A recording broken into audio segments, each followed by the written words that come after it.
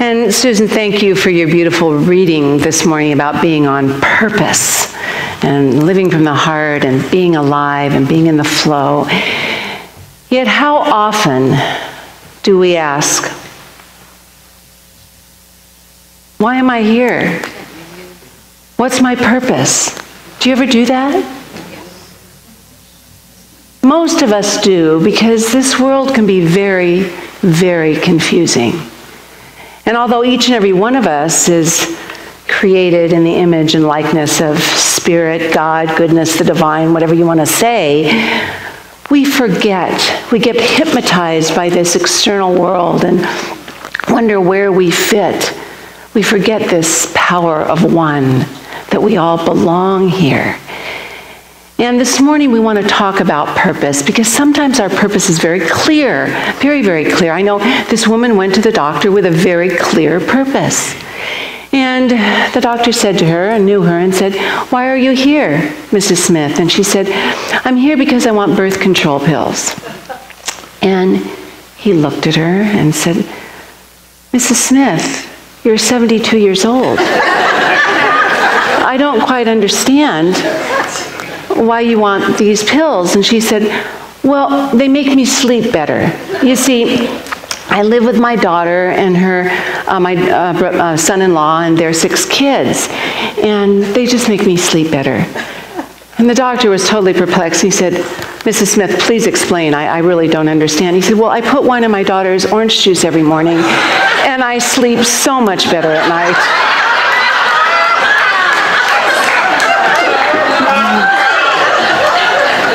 So there was a woman with a definite purpose. But we're not actually talking about those little purposes right now. We're going to talk about the big purpose. If we have been created in the image and likeness of God, of love, of goodness, of joy, of all of that, we have a purpose.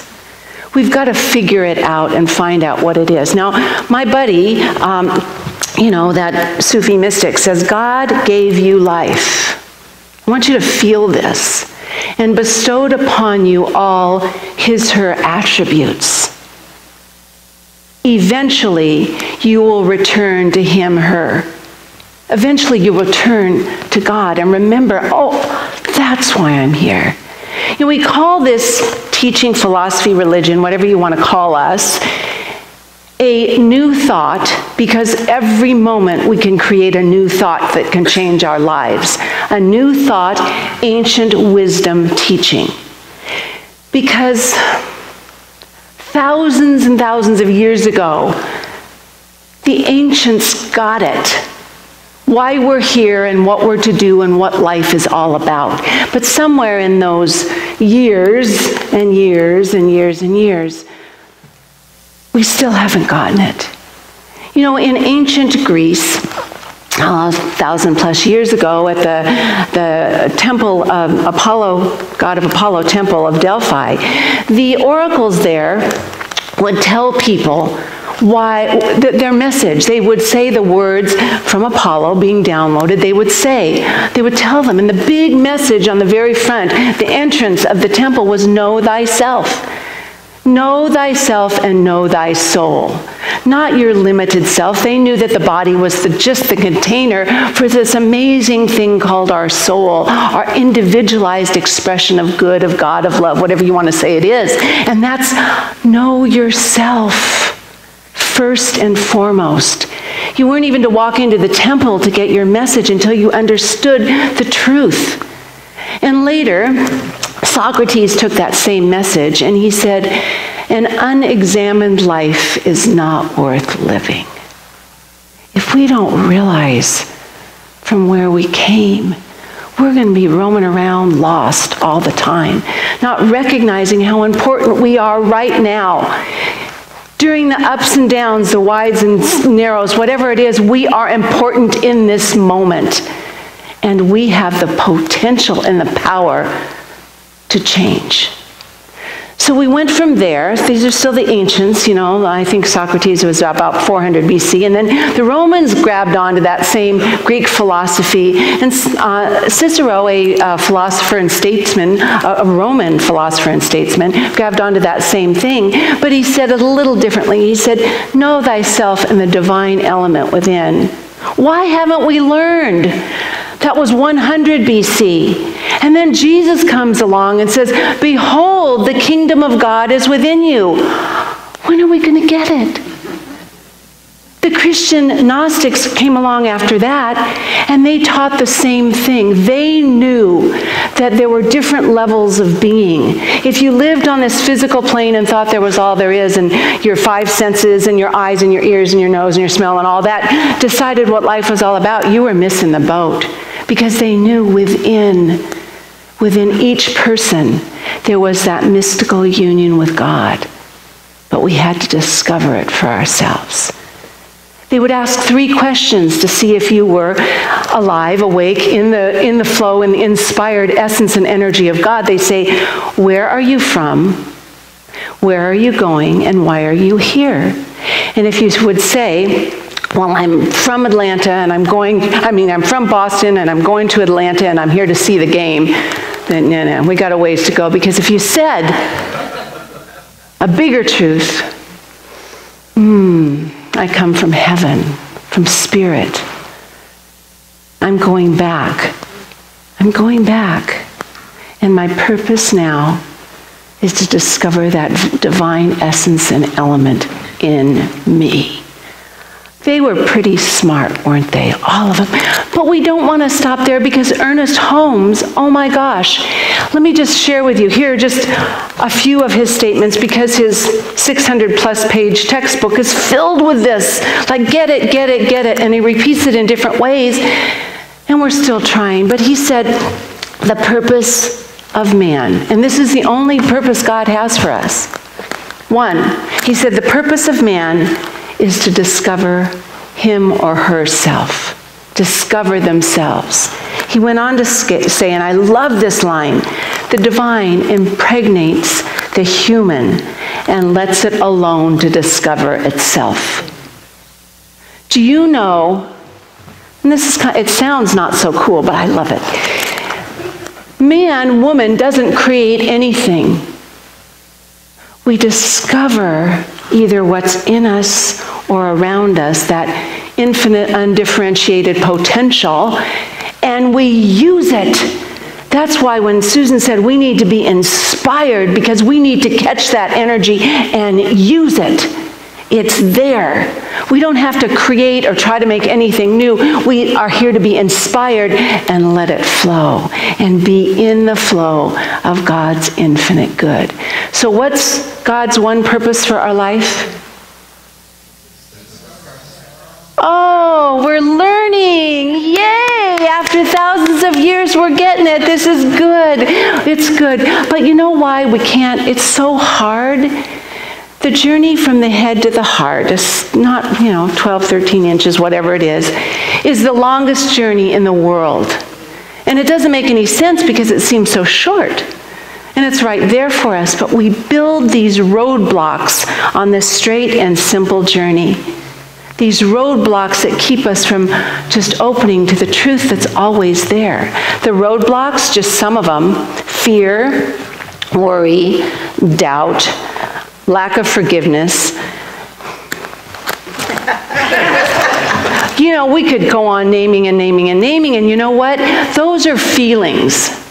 Behind our feelings are beliefs that create these feelings. So why do we live in fear?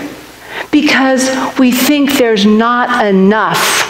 And we forget that we live in this abundant universe and we have everything we need right now. Why do we live in doubt? Because we don't think we're powerful enough. We don't have what we need inside of us. And we forget this power for good not only is in us, it's everywhere. This power, we're powerful beyond measure. And we doubt ourselves and we forget it because our beliefs tell us differently. And we live in worry, and I've told you before, worry is just praying for the wrong thing. You're just, you're just putting that energy out there. We worry, again, for those same silly reasons. They're not really silly, they're just reasons. The reasons that we've been trained to think and know know that there's not enough, that we're not good enough, that life is insufficient, there's no. And so those are the feelings we have, and if we change our thinking, we can change our life. So I'm going to ask you, if anybody came in here with any of those feelings of being less than, not enough, not knowing your purpose, not understanding life, whatever it is, I have a little assignment for you. Ask, what is the thought behind that feeling? What am I thinking to create the worry, the doubt, the thoughts of lack and insufficiency? Because the beauty of life is we can change our thinking and our beliefs and expand at any moment of our life. We can flip the switch. We can go complete reversal, right? Do you understand? We don't have to hold on to those same things that keep us blocked from our good. We are powerful beyond measure, and we need to understand it. If we truly took this moment to realize how powerful we are. Right now, where you're sitting, you don't even have to move. There's all of this creative energy right now. Not somewhere else. Well, you could move and it would still be there. But this creative energy is all around us right now. So, you know, I'll say that in a minute, but it's all there for us. The thing is, this undifferentiated potential, this unformed creativity, doesn't have an intention of its own. It's just there. It's waiting for us. It's there for us to use. Now, little caution. This energy, because, you know, we have free will, this energy, this powerful energy, can be used constructively or destructively. We can use, when we create a fire, we can use it to warm our home and make us feel good, or we can use it to burn things up and destroy things. What we need to learn is how to think correctly, to be in alignment. God only has one purpose for its energy too, and it's goodness and truth and beauty. Well, you could add a few more attributes there, but that's God's purpose. That's life is good. We need to be in alignment with that because we're in this free will. Do you get what I'm saying? We've got to be in alignment with all that goodness and all that power because it's there for us to use. It's right there. We're powerful. Now I want you to think, what block right now are you willing to release in your life so you can be more alive, more expressive, more inspired? What are you going to release? I just really want you. It's rainy today and we can wash it away. We can let it go. We don't need to be carrying around those things that keep us stuck anymore. You know, when people come for counseling and they're very confused and they have to make a really tough decision in their life, you know, it can get really hard when it can, well, what am I supposed to do? How am I supposed to make that decision? Have you had those? You just don't know what to do. If we are in alignment, we really take time. Now, to get in alignment with good, because that's what removes our blocks, it's about prayer and meditation and contemplation or communing with nature or sacred reading or sacred dance or sacred music or something that just brings you to be in the flow of life. So if you ask your question, what am I to do? And you are in the flow of life, the answer you get cannot be destructive. Even though it may not feel right to somebody else or something else, what is good and right for you, because there is that power of one, has to be right for everyone involved when you come from that place of goodness. You can't use the power of God, that goodness, you cannot use it destructively. You can use the power in our own free will and our human nature, but when we're in alignment with it, it has to be good. Right? Do you get that too? That's there for us. We have that now. We don't have to do anything to get it. It's here now. So we have to learn to appreciate that goodness that is there in this moment, the goodness that's already there. Now, if you think about Well, right now, if you have a question, just bring it forward to just think, okay, I can be inspired right now. I can be inspired because there is a intelligence to guide me. If I open to it, there's an intelligence to guide me and a law to make it happen, to direct it. It's there, no intention. I get to use it. I get to use it now. But you and I know it's there. We have to take action. I know we want it to happen on its own. We have to take action. We want to turn our inspiration into, here, let me see, our inspiration into action, that's what I thought it was. Our contemplation, what we're thinking about, we want to turn them into accomplishments. What we do, we want to turn them into something creative. If it's kindness to someone else, if it's caring for something, it doesn't have to be a physical thing, but we want to turn it into an accomplishment here. And we want to turn prayer into a demonstration. We need to make it happen. Because when we take one step towards our goodness, life rushes in to help us. If you think of the story of the prodigal son, Jesus' most famous parable, when the son, who was so lost and confused, finally woke up and went home, this is what it says. It says, when he was a great way off, returning to his father's house, remembering all the good that was there, when he was a great way off, not right at the doorway, his father saw him and ran and fell on his knees and kissed him. That's the same for you and me. When we wake up and remember who we are, Spirit comes in to fill us and support us all the way. In the song, The Circle of Life, which is a contemporary story of the prodigal son, but it was the prodigal lion cub. And little Simba, didn't you love Simba? I know, he's so cute. He got lost too. And instead of living with the pigs, he lived with the warthogs, you know. Poor little guy, he forgot who he was, but when he remembered and went back to lead his kingdom, his father had passed, but his father came to him in spirit. We can't give up because we are free in every moment to be on purpose. I want to read in, two things. God's purpose for man is to acquire a seeing eye and an understanding heart. The rewards of life and devotion to God are love and inner rapture and the capacity to give and receive the light of God. Do you see why I love Rumi? He says such good things. But Ernest Holmes, this is from, this is on the first page of the self-mastery class that Reverend Kirk is going to be teaching. And it's called I Am Free. And it comes from his book, This Thing Called Life, a book that he passed out and changed so many lives. It says, I am free. So I want you to take this for yourself.